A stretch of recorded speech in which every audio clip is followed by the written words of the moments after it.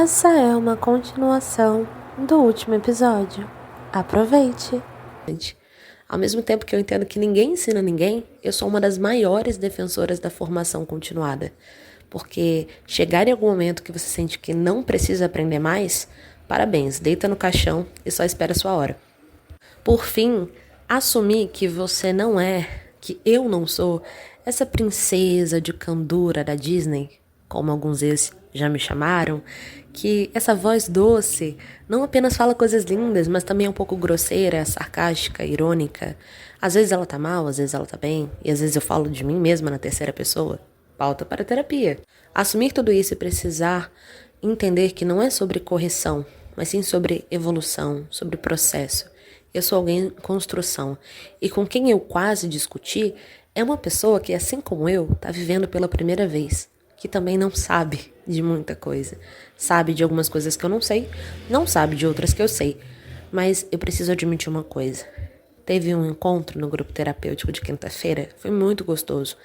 E teve algum momento que a nossa host, ela perguntou: o que incomoda? O que mais te incomoda no outro? E uma das participantes falou: me incomoda que eles não sejam como eu. E eu falei: sister, garota, estamos muito conectadas.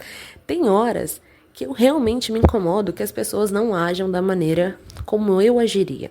Não a maneira que eu queria que elas agissem. Não é sobre controlar o outro.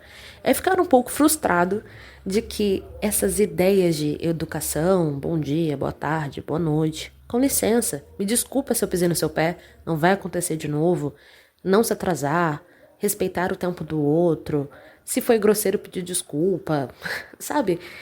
O básico, às vezes ele não é feito, mas é o básico relacionado à minha regra, né? A minha forma de viver.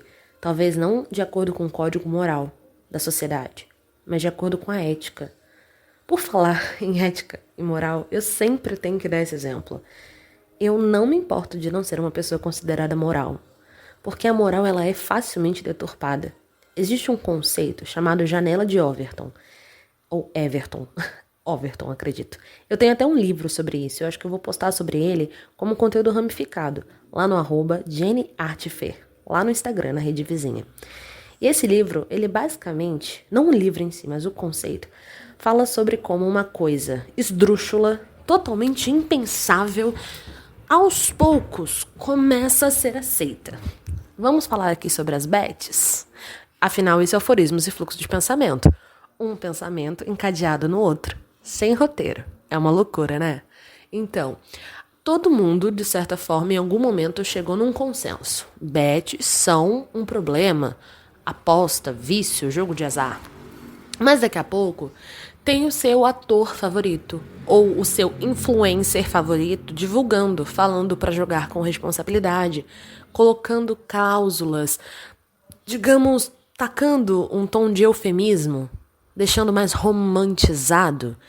E aí, daqui a pouco, tá bom, bet ainda é chato, mas a bet esportiva, poxa, a Cazé TV tá anunciando, deve ser legal, deve ser cool. Então, aos poucos, a sociedade pega essas temáticas, calma, que eu vou problematizar ainda mais. Pega essas temáticas e vai te entregando de várias maneiras diferentes, quase como uma espécie de introdução alimentar. Calma, você não gostou do alimento cru? Deixa eu fazer assado, deixa eu fazer temperado. Em algum momento você vai pensar, não é a pior coisa do mundo. Principalmente porque o seu cérebro geralmente trabalha em comparação. Tem coisa muito pior. E pode. E o álcool? E o cigarro? E não sei o quê. Então começa o e se e as comparações. Seu cérebro, depois de ser bombardeado por essa introdução alimentar ao tema ainda não palatável, começa a deixar ele mais aceitável. Você passa por uma espécie de processo de dessensibilização. Quanto mais você fala sobre aquilo de maneiras diferentes, com um tom de humor, com uma musiquinha de fundo, trabalhando gatilhos mentais, daqui a pouco, não necessariamente você está apostando, mas você já não está mais criticando, você já passa um pano aqui e acolá, você já abre exceções. Isso é janela de Overton. Você pega um termo que, em tese, a sociedade não iria tolerar e você vai esticando essa janela até o absurdo caber dentro dela, até o absurdo caber dentro da realidade. Eu citei algo que é uma pauta quente no momento, Mas, como eu disse, eu ia problematizar ainda além. Por que será que assuntos muito tabu, como apoio à comunidade LGBTQIA+, e se você, mesmo sendo da comunidade, ou não sendo da comunidade, mas se dizendo não preconceituoso, tem preguiça para dizer LGBTQIA+, deita no caixão e espera a sua hora. Porque na língua portuguesa, nós temos simplesmente a palavra pneumo-ultramicroscópico cilínico vulcânico niótico, e você não se cansa de falar. Brincadeiras à parte, por que essas pautas das minorias, sobre, por exemplo, contra o aborto ou a favor do aborto, enfim, a temática em si, por que ela não passa por um processo de dessensibilização? Justamente porque ela atinge para minorias ou, enfim, impacto a minoria. A Beth, a minoria perde. Isso precisa ficar muito claro. A minoria perde. O que significa que nessa balança, uma minoria em quantidade, em qualidade, mas maioria em dinheiro, em posse, na herança que importa, ela vence. Então, é essa aqui que vai determinar quais são as pautas hoje que a gente vai dessensibilizar. Qual é o absurdo que a gente vai esticar nessa janela para caber na realidade? Pautas pela minoria, pautas de saúde pública, segurança, educação sexual?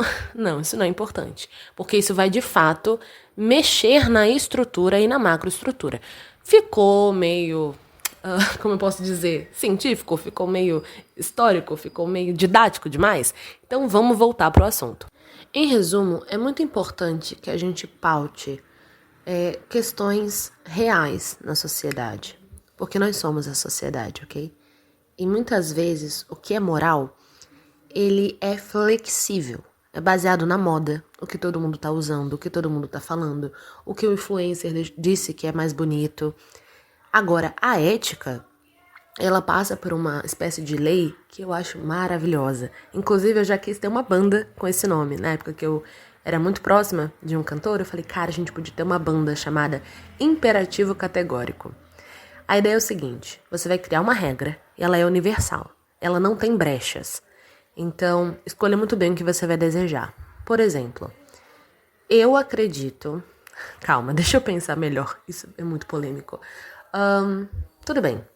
Eu acredito que deveria ser criminalizado no sentido de, isso aqui não é um pedido de desculpa que vai resolver. Isso é crime, é inafiançável. Porque quando você coloca um crime que para você se liberar dele é só pagar, você basicamente só prende os pobres. Eu tô muito militante quebrando o tabu hoje, gente, que loucura. O que a gripe não faz? Então, o meu imperativo categórico é fogo nos racistas. Pronto, vou meter um explícito aqui nesse episódio. O que isso significa? Se em algum momento eu, Jennifer, for racista, no caso eu reproduzir racismo estrutural, etc, etc, eu automaticamente sou incinerada. É esse nível de culhões que você precisa ter para entrar na ideia de imperativo categórico. Sabe, não tem espaço para nuance, para mais do que preto no branco, para camadas. Só que por isso que eu falo que a ética ela é um código de conduta pessoal. Eu não posso impor o imperativo categórico no outro. Eu posso dizer que eu sou tão conscientemente contra o racismo que eu coloco o imperativo categórico a mim, e caso eu cometa, eu não posso burlar, eu não posso dar um jeitinho brasileiro, etc, etc. Então, em um determinado momento da história no Brasil, mais de 300 anos, inclusive, eu tô fazendo cough, faria mais sentido no vídeo, a escravidão, ela foi cool, ela era legal, ela era legalizada no país. Sabe quem era considerado imoral, amoral naquela época? Os abolicionistas. Right, yeah, exactly. Então, ser uma pessoa pró-abolição, contra a escravização dos negros, enfim, de todo mundo, era simplesmente ser imoral. Mas nunca foi contra a ética, entende? Existia muito interesse econômico, muitos outros interesses, inclusive eugenistas, em manter a estrutura como estava. E essas reformas, essas transformações, elas de fato impactam na sociedade, Mas uma vez elas cometidas, os crimes, as atrocidades, aquilo que a gente chama de crime contra a humanidade, de modo geral, a violação de direitos, ela deixa marcas. O impacto da reforma, ela existe, mas uma vez existindo a possibilidade, alguém disse, dá para desumanizar outras pessoas pela raça, isso é enraizado. Alguém que ouviu e vai continuar reproduzindo. Então, é um trabalho de formiguinha. Dá muito trabalho. Descentralizar do nosso umbigo para olhar para essas mazelas que ainda perduram na sociedade. A gente tem mais tempo de Brasil na escravidão do que fora dela. A gente tem muitos resquícios da escravidão e sempre parece que é um assunto, vai falar de novo sobre isso? A mesma coisa, vai falar de novo sobre ditadura? E você, caro ouvinte, vai pensar em algum momento, ela vai falar de novo da pandemia? Bem, a gente precisa continuar falando. Isso sim a gente precisa trazer novos olhares, trazer, inclusive, a estratégia. Você não gostou que eu falei desse jeito sobre a ditadura? Vamos trabalhar essa outra abertura, esse outro ponto de vista. Se tem uma janela de Overton que estica para o absurdo caber, a gente precisa fazer algum movimento de esticar para a realidade caber dentro do absurdo do cotidiano. Porque, mais uma vez, é tão difícil descentralizar para entender o que realmente importa. Então, o meu objetivo é ser ético. É seguir o meu código, é entender aquilo que faz sentido para mim. Algumas vezes, pedir desculpa é necessário e faz sentido, mas outras vezes tem coisas que a gente faz que não tem desculpa, né? E aí a gente precisa assumir as consequências dos nossos atos. É muito difícil olhar para o outro e pensar, ele não é igual a mim. Mas sabe o que eu acho pior? Olhar para o outro e pensar, caraca, ele é igual a mim. E eu olhando esse reflexo, eu não gosto do que eu vejo. Quando a gente fala sobre pessoas cometendo verdadeiras monstruosidades, é fácil colocar nesse lugar do monstro, porque a gente precisa afastar a ideia do humano. Peraí, foi um homem? Ou foi uma mulher que fez isso? Não pode, eu sou uma mulher e eu não fiz isso. Eu sou uma mulher que eu poderia fazer isso? Lembra quando eu disse que um dos discursos mais batidos dos vilões, quando perguntados, por que você fez isso?